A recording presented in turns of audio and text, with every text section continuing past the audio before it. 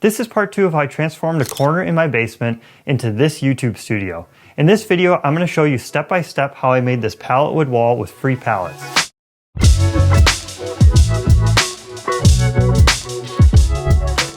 Alright, let's jump right into the build with step 1, finding pallets. Now there's a lot of different types of pallets out there, especially when it comes to size and material.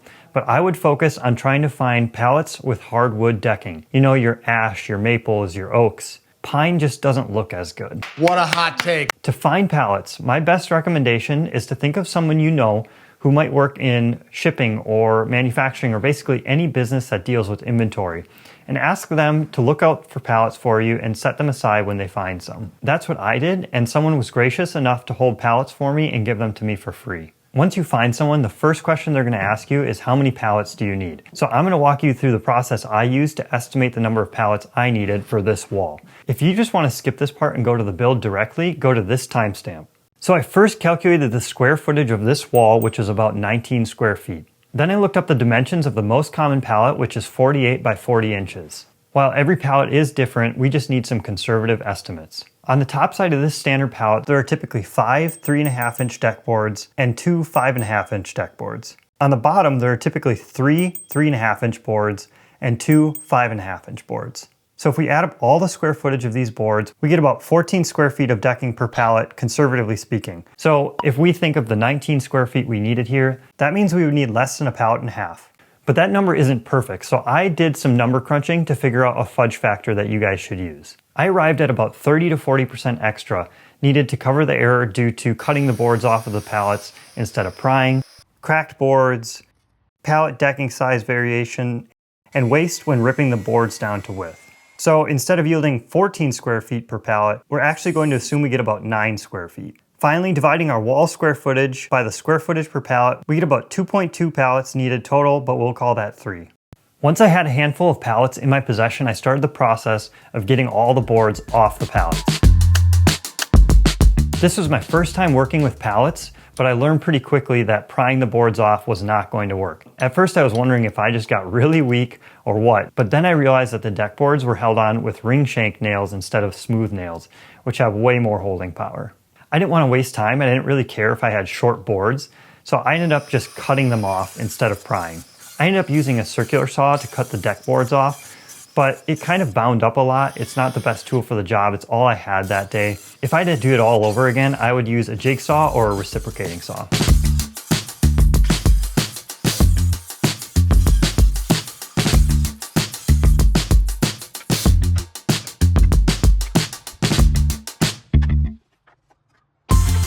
At this point, I had to decide if I wanted to plane the boards down or leave them rough sawn, so I did a little test. I hand planed one side of the board smooth and left the other side rough. I applied some stain to each side to see how it would look, and the rough side definitely soaked up way more stain, and I couldn't really see the grain because it was so dark. This didn't give me the refined look I was going for, so I decided to plane one side down of every board.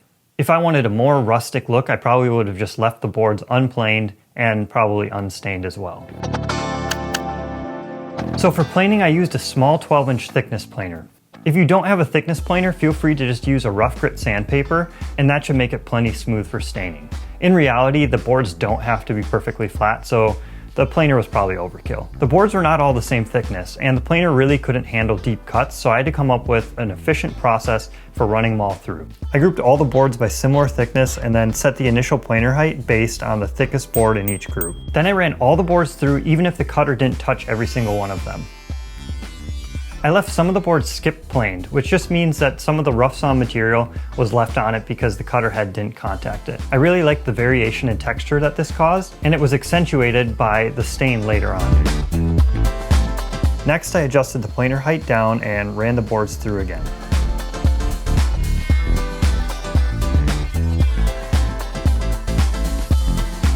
I repeated this until the thinnest board in each group was planed, and followed the same process for subsequent groups. This whole thing might sound like a waste of time, but honestly it allowed me to do one planer height setup per run instead of adjusting it for every board.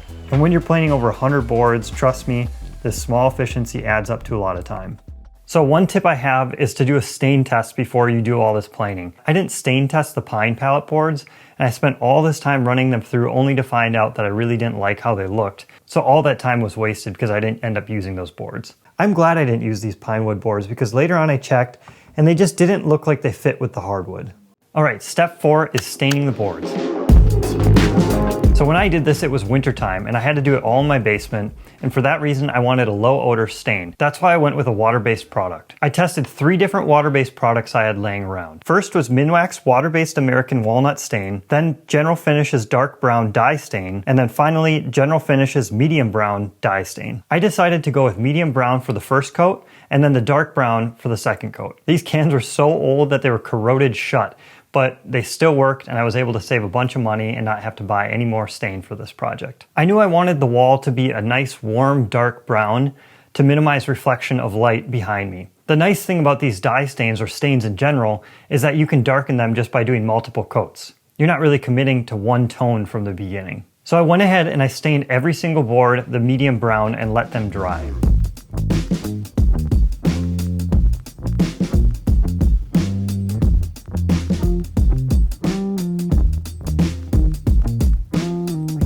The species like oak and ash with the open grain pattern absorbed a lot more stain than the hard maple.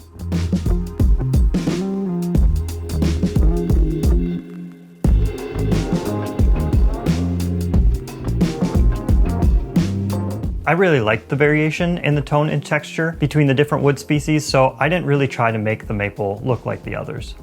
So then I applied the dark brown dye stain on all the boards and let that dry as the second coat.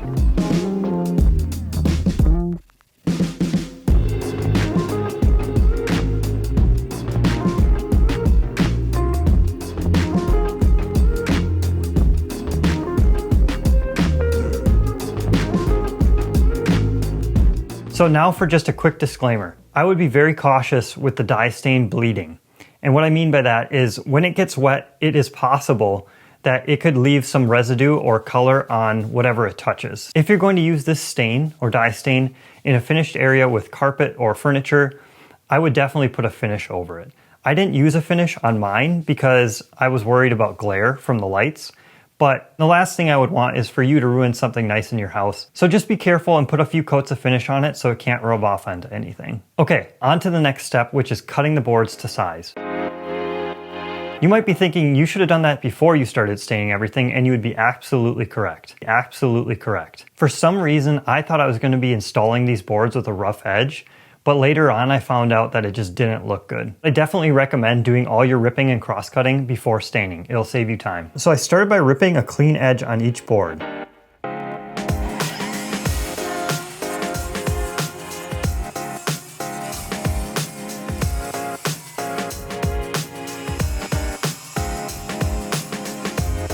Then I had to figure out what widths to cut the boards to.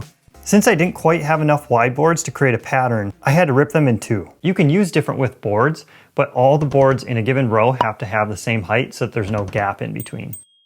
And if you're particular about maintaining a pattern on the wall like I was, you have to make sure that you have enough of each board width to continue the alternating pattern throughout the entire wall. For example, a 1-to-1 ratio of board width 1 to board width 2 means that every other row on the wall is going to have the same width. In other words, you have to have the same number of boards of each of those widths. That's what I did, and I figured out that if I cut my boards to 2.5 inches and 3.25 inches, I would yield about the same number of each width, allowing me to continue that pattern throughout the entire wall. If that just confused you, don't worry about it. I would recommend cutting all your boards to the same width and you'll have no problem. Just make sure you add a little bit more to that fudge factor that we talked about before when calculating how many pallets you need. I would say that number is about 55% extra instead of the 30 to 40% we recommended before. So our rough estimate for the number of standard pallets needed becomes the area of the wall divided by 14 square feet per pallet times 1 minus that 55% extra we need. This simplifies to the area of the wall divided by 6.3. Does that help? How about no? Anyways, then I moved on to cross-cutting the boards. I stacked a few boards at a time and cut one clean edge.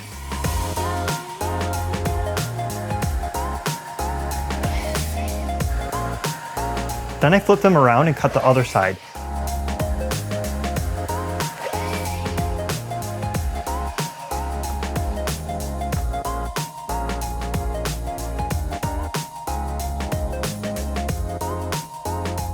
So the next step was to cut and hang a 1/2-inch sheet of MDF to the wall to nail pallets to.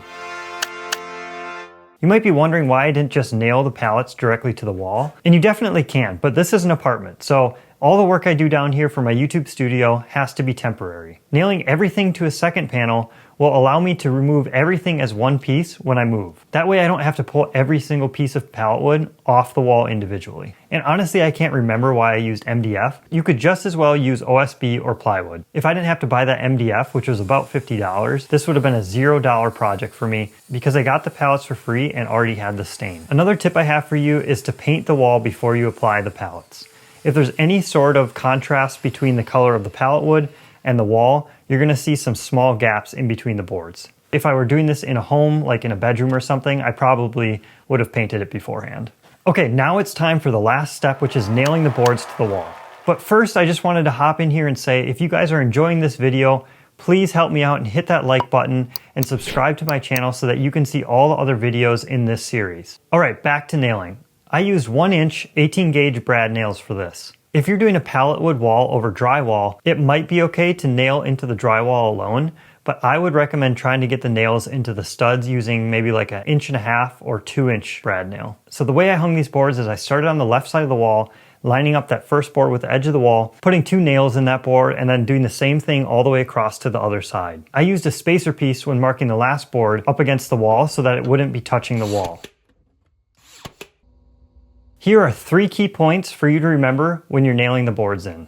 1. If you have different width boards, make sure you're maintaining your pattern throughout the entire wall. 2. Mix up all the boards so you're not hanging the same looking pieces right next to each other. In other words, don't put all your oaks right next to each other and then your maples right next to each other as well. And 3. Don't let your seams align. I did this by alternating the side on which I had to cut the last board to size. So keeping those 3 key points in mind, I continued all the way up the wall until I got to the top. Every row or two, I checked to make sure that the boards were still being nailed level.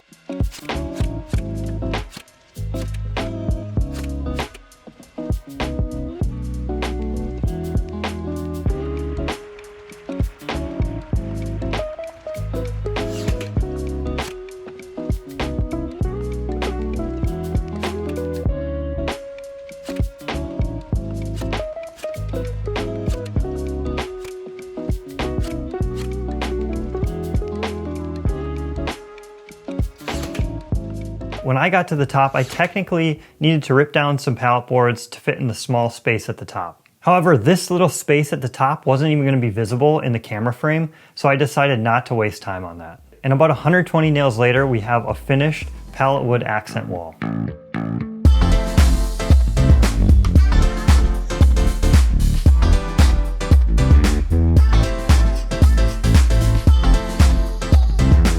So with that, we're gonna wrap up part 2, but please check back for part 3, where I'll show you how I built everything on this side of the wall, including this oak floating shelf, which was pulled from a scrap pile at the mill. Thank you for watching, guys, and we'll see you for part 3.